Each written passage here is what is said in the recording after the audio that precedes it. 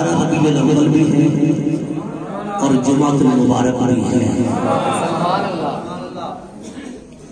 12 ربیع الاول بھی مشتاقان مصطفیٰ کے لیے عید کا دن ہے اور جمعۃ المبارک بھی مومنین کے لیے عید کا دن ہے۔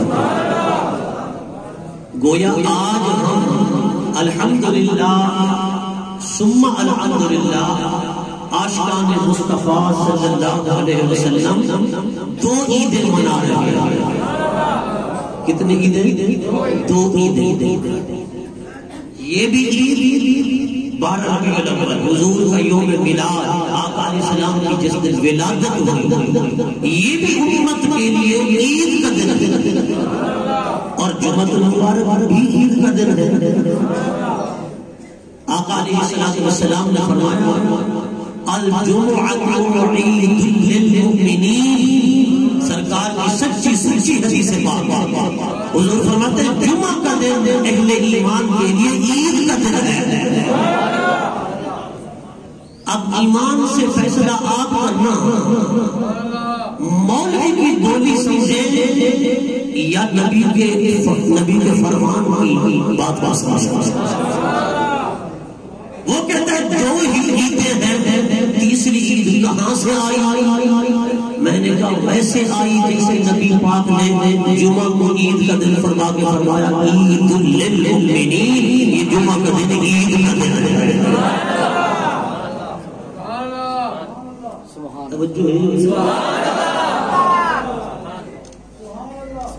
میں نے کہا بڑی بد نصیبی کی بات ہے کہ اسلام کی عیدوں کو 2 میں بند کر دینا کہ عیدیں 2 ہیں، تیسری عید نہیں ہے۔ میں نے کہا حضور نے فرمایا جمعہ عید کا دن ہے اہل ایمان کے لیے، کیوں؟ ولد فیہ آدم، حضور نے فرمایا اس میں آدم پیدا ہوئے اس لیے یہ عید کا دن ہے۔ میں نے کہا جس دن آدم آئے وہ امت کے لیے عید کا دن بن جائے، جس دن وہ آئے جس کے صدقے آدم ہی نہیں کل کائنات آئی۔ سبحان اللہ، اس محبوب کے صدقے آدم ہی نہیں کل کائنات آئی اور کل کائنات کی بہاریں آئی۔ وہ دن عید کا دن کیوں نہیں ہے؟ بنی اسرائیل پر دسترخوان اترا اور وہ دسترخوان جس میں 7 روٹیاں اور 7 مچھلیاں، 7 روٹیاں اور 7 مچھلیاں تھیں۔ اللہ پاک نے فرمایا عید للأولین وآخرین۔ حضرت عیسیٰ روح اللہ کا قول قرآن مجید میں ذکر فرمایا کہ حضرت عیسیٰ فرماتے ہیں کہ ہمارے پہلو کے لیے بھی عید کا دن ہے، ہمارے بعد والوں کے لیے بھی عید کا دن ہے۔ میں نے کہا عید کا لفظ قرآن میں آیا ہے، اگر 7 روٹیاں اور 7 مچھلیاں ہیں وہ تو ہو جائے عید کا دن۔ میں نے کہا بڑی بد نصیبی حضور کی امت کے ان لوگوں کے لیے ہے جو نبی کے آنے کے دن کو اتنا بھی نہیں سمجھتے جتنا بنی اسرائیل نے مچھلیوں کے اترنے کے دن کو سمجھا تھا۔ نعرہ تکبیر، نعرہ رسالت، نعرہ حیدری، آمد مصطفیٰ، آمد مصطفیٰ۔ دلیل آئیے سمجھ، ایک دلیل حدیث سے پیش کی میں نے اور دوسری دلیل قرآن سے پیش کی۔ 7 روٹیاں 7 مچھلیاں اتری، اللہ فرماتا ہے یہ پہلوں کے لیے عید، بعد والوں کے لیے عید۔ میں نے کہا نبی پاک کی حیثیت کو تم نے اتنا ہی نہیں سمجھا، وہ تو ایک جنتی نعمت ہے نا۔ اللہ فرماتا ہے کائنات کی نعمتیں جو میں نے تم پر اتاری ہے، نعمت اللہ لا تحصوها، تم شمار مانا چاہو شمار ہی نہیں کر سکتے۔ فرمایا کیا تعداد بے شمار ہے، پر ساری نعمتیں ایک طرف رب نے جو مصطفیٰ کی ذات پاک جیسی نعمت عطا فرمائی، یہ نعمت ایک طرف ساری نعمتیں مصطفیٰ پر قربان کر دی جائیں۔ حضرات گرامی، یہ عید میلاد النبی صلی اللہ علیہ وسلم اتنی بڑی عید ہے، اتنی بڑی عید ہے کہ اگر یہ عید نہ ہوتی تو کائنات میں کوئی عید وجود میں ہی نہ آتی، نہ عید الفطر ہوتی، نہ عید الاضحیٰ ہوتی، نہ شب قدر ہوتی، نہ شب برات ہوتی، نہ رمضان شریف ہوتا، نہ قرآن شریف ہوتا، نہ ہم ہوتے، نہ آپ ہوتے، نہ آدم ہوتے، نہ موسیٰ ہوتے، نہ عیسیٰ ہوتے، نہ نبی ہوتے، نہ رسول ہوتے، نہ اوس ہوتے، نہ کتب ہوتے۔ رب نے ساری کائنات بنائی مصطفیٰ کے صدقے ہے۔ اور یہ صدقے کا لفظ جو میں نے بولا ہے، یہ میں نے نہیں بولا، 3 مکاتب کے بڑے جو سارے اپنے آپ کو سننے کہلواتے ہیں، ان سب کی کتابیں آپ اٹھا کر دیکھیں، سب نے لکھا ہے، سب نے لکھا ہے کہ نبی پاک سبب تخلیق کائنات ہے، حضور نہ آتے تو کائنات وجود میں نہ آتی، سرکار آئے تو رب نے حضور کے صدقے کائنات کو بنا ڈالا۔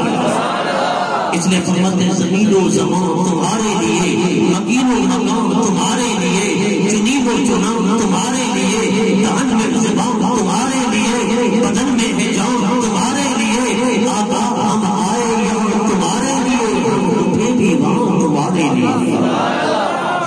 اگر دنیا میں آئے تو حضور کے لیے، اگر وہاں اٹھیں گے میدان محشر میں تب بھی حضور کے لیے۔ حدیث قدسی اللہ پاک فرماتا ہے کنت کنزا مخفیا فاحببت ان اعرف فخلقت الخلق، اے نور محمد، اے کائنات والو میں ایک مخفی خزانہ تھا، میں چھپا ہوا تھا، مجھے کوئی جانتا نہ تھا، میری ذات بھی تھی، میری صفات بھی تھی، لیکن کوئی پہچان جانا تھا، کوئی جان جانا تھا۔ مولا تو نے کیا کیا؟ فرمایا فخلقت الخلق، اے نور محمد میں نے ایک مخلوق بنائی۔ اس لیے ہم سوال کرتے ہیں نا مولا، یہ آسمان کا شامیانہ لگایا، یہ زمین کا فرش بچھایا، یہ چاند سورج جیسے کنکمے لگائے، یہ سیارے، یہ ستارے، یہ پہاڑ، یہ درخت، حجر و شجر، برگ و ثمر، زمین و آسمان، نور و ملک، علمان و عثمان، فوق و تحت، یمین و شمال، خلف و امام، جن و بشر، یہ ساری کائنات مولا نے تو نے سجائی بنائی، اس کا کوئی سبب تو بتا، اس کی وجہ کیا ہے؟ حدیث قدسی کی روح سے جواب ملتا ہے، لقد خلقنا الدنیا واهلها لعمرهم منزلها وقرارها، اے میرے حبیب اگر تو نہ ہوتا میں دنیا کو پیدا نہ کرتا، میں دنیا والوں کو پیدا نہ کرتا، تو نہ ہوتا اخلاق نہ بناتا، تو نہ ہوتا عقید نہ بناتا، تو نہ ہوتا کائنات کا کوئی فرد بشر وجود میں ہی نہ آتا۔ اے میرے حبیب ساری کائنات تیرے صدقے بنائی ہے اور تیری خاطر بنائی ہے، تیرے صدقے بنائی ہے اور تیری خاطر بنائی ہے۔ اس لیے حدیث قدسی کی روح سے میں اگر یوں کہوں، رب فرمانا چاہتا ہے وہ کائنات والوں سنو سنو، عظمت مصطفیٰ کیا ہے؟ مصطفیٰ کو بنایا اپنی ذات کے لیے، ساری کائنات کو بنایا مصطفیٰ کی نعت کے لیے۔ سبحان اللہ۔ فرمایا حضور کی نعتیں پڑھو، سرکار کی تعریف کرو، حضور کی حمد و ثنا کرو، مگر صرف یہی نہیں کہ بس حضور کی تعریف ہی کرتے رہو۔ اگر کوئی معاذ اللہ حضور کو برا بلا کہہ دے تو تم صرف نعتیں ہی پڑھتے رہو، تعریفیں ہی کرتے رہو۔ نہیں نہیں نہیں نہیں، جیسا منہ ویسی چپیل، یہ بھی خدا کی سنت ہے، یہ بھی خدا کی سنت ہے۔ اگر کسی بدبخت نے قرآن پاک میں ابو لہب نے نبی پاک کو معاذ اللہ برے کلمات سے یاد کیا، اللہ رب العزت نے فرمایا تبت یدا ابی لہب، اے ابو لہب تیرے دونوں ہاتھ ٹوٹ پڑے، تبت یدا ابی لہب وتب، اور تو برباد ہو جائے، ہلاک ہو جائے۔ میرے نبی کو بک بک کرتا ہے۔ اچھا یہ کیا ضرورت تھی؟ جیسی بات ابو لہب نے کی تھی میرے رب نے اسی طرح کی بات بولی، اسی طرح کی۔ توجہ کر، توجہ، پتہ نہیں کس خوش فہمی میں بیٹھا ہے، توجہ کر ذرا۔ جو الفاظ زبان سے ابو لہب نے بکے تھے، رب نے وہی الفاظ بیان فرمائے، وہی الفاظ۔ معاذ اللہ اس نے کہا تھا حضور کو اسی طرح، رب نے اسی طرح ابو لہب کو کہا۔ وہ پتا چلا جیسے کوئی جملہ نبی پاک کے لیے بولے بے ادبی کا، ویسا جملہ اس بندے کے لیے بولنا جو گستاخ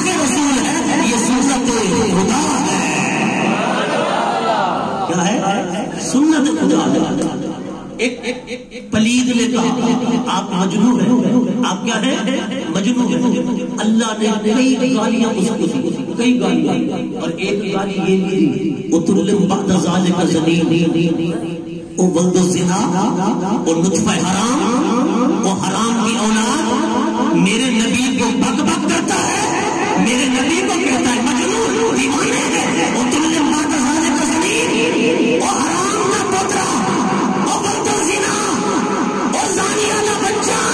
میرے نبی کو بک بک نہ کر, تیری اصل میں خطا ہے. گستاخ رسول کی ایک سزا, تیری اصل میں ہی خطا ہے. پتا چلا نبی کو بک بک وہی کرتا ہے جس کی اصل میں خطا ہو.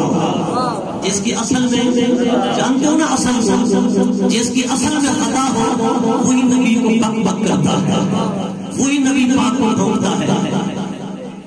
حضور نے تو حضرت امام حسین کے متعلق فرمایا نا, جب دیکھا حضور نے امام حسین آگے آگے جا رہے ہیں, ایک بچہ حسین کے پیچھے پیچھے جا رہا ہے, اور حسین کے پاؤں والی مٹی کو اٹھاتا ہے, کر آنکھوں پہ لگاتا ہے. حضور نے فرمایا میرے سے آقا دیکھ رہے ہیں, عرض کی جی آقا دیکھ رہے ہیں. فرمایا یہ میرے حسین کے قدموں کی مٹی کو اٹھا کر چوم رہا ہے. فرمایا یہ اس کے حلالی ہونے کی نشانی ہے, حلالی پتر, ورنہ حلالی بیٹا ہے, ورنہ حرامی بیٹا. حسین کا ادب کر نہیں سکتا, حرامی بیٹا حسین سے ادب کر نہیں سکتا, اور حلالی بیٹا تعظیم چھوڑ نہیں سکتا.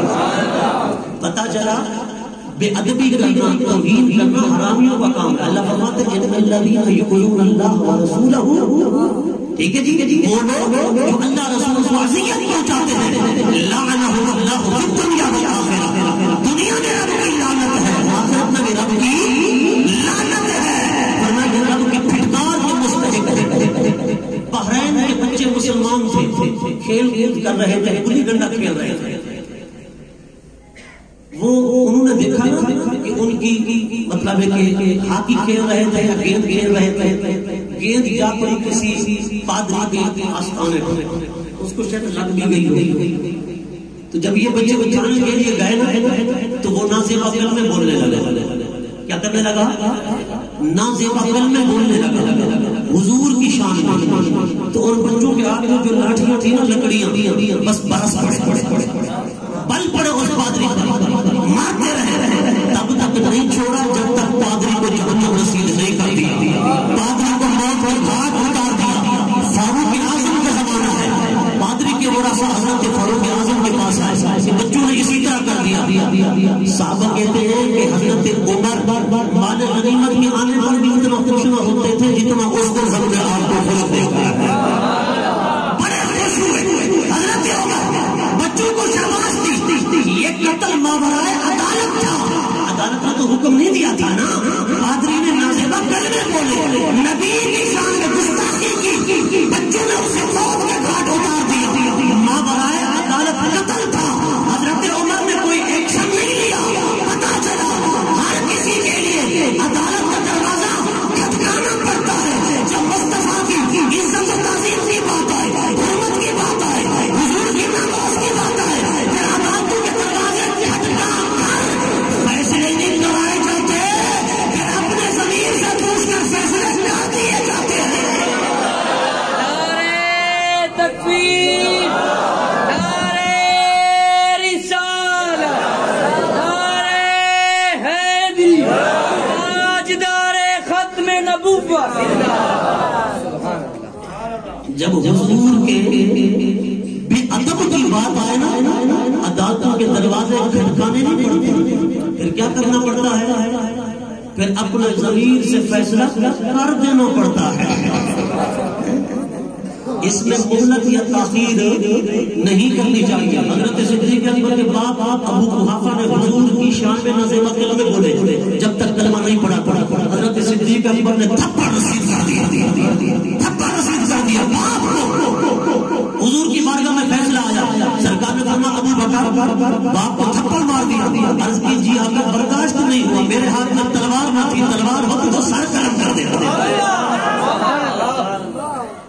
تلوار تھی ورنہ سر قلم کر دیتا. تاریخ بھری پڑی ہے نبی کے گستاخ کو کبھی معاف ہو. اچھا چھوٹا سا جملہ عرض کرتا ہوں. آج کل جو بڑے بڑے ڈاکٹر ہیں نا, سرجن ڈاکٹر ہیں, یہ دور آ گیا ایم بی بی ایس اور اسپیشلسٹ وغیرہ. کوئی اسپیشلسٹ ڈاکٹر آپس میں مشورہ کرتے ہیں کسی کو جسم کے کسی حصے میں ناسور پیدا ہو گیا, کینسر, یا اس کا عضو اتنا گندا ہو گیا, جراثیم زدہ ہو گیا, یہ عضو کاٹنا پڑے گا. کیا کرنا پڑے گا؟ کاٹنا پڑے گا.